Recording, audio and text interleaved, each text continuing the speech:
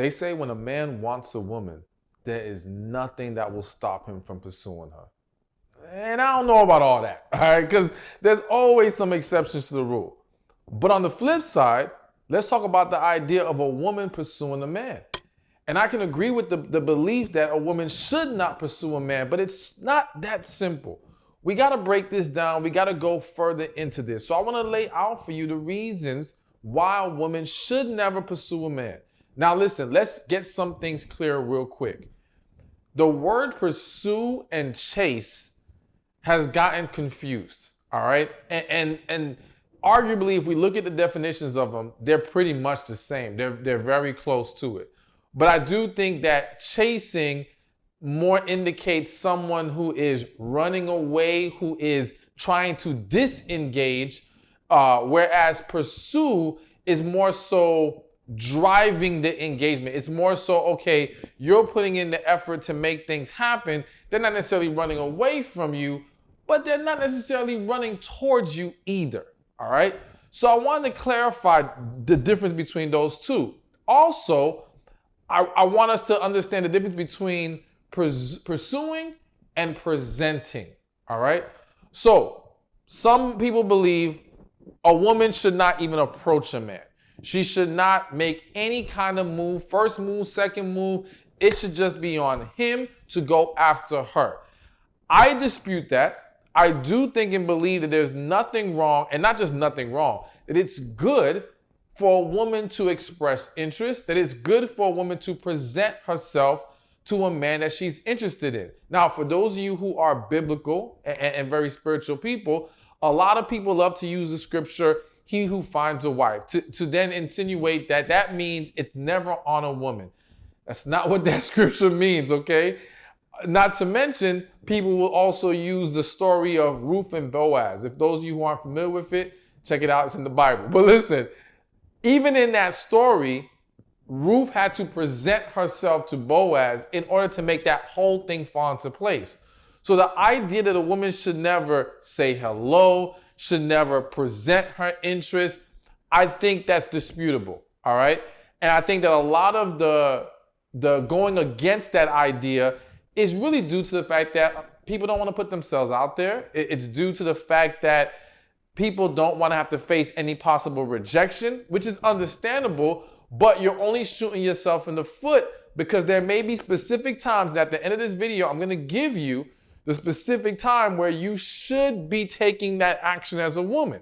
But now that we got those things out the way, let's talk about more so pursuing, as in you driving the situation. You are the one who is essentially, in a lot of cases, dragging this along. You are the one trying to make things happen in an ongoing manner, all right? Not just that one time where you, again, present yourself. No, you're continuously the one taking more initiative, all right? So let's talk about 7 reasons why you should never pursue. Number 1, how you start is how you finish. So here's an important thing to understand.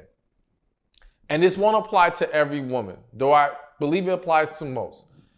If you desire a man who can lead, take initiative, make decisions, then by you being the pursuer, by you starting off and setting the stage for, you will be the one to take initiative. You will be the one to make things happen. You will drive the situation. You will basically flip the roles, all right? And now some people may say, well, there's nothing wrong with that. Why do we have to have gender roles? Listen, I do believe in gender roles. At the very least, I believe in roles. I believe we have to have roles, and you have to identify which one that you want, and not just want, are willing to sustain throughout the relationship, and what you will desire from your partner.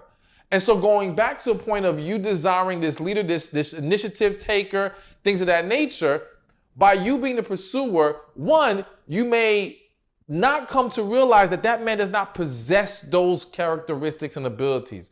Because many times, not always, but many times, the guy who is unable to take any initiative in the courting or getting to know you, in moving things along, is a guy who lacks that ability in other aspects of his life. It's a consistent pattern.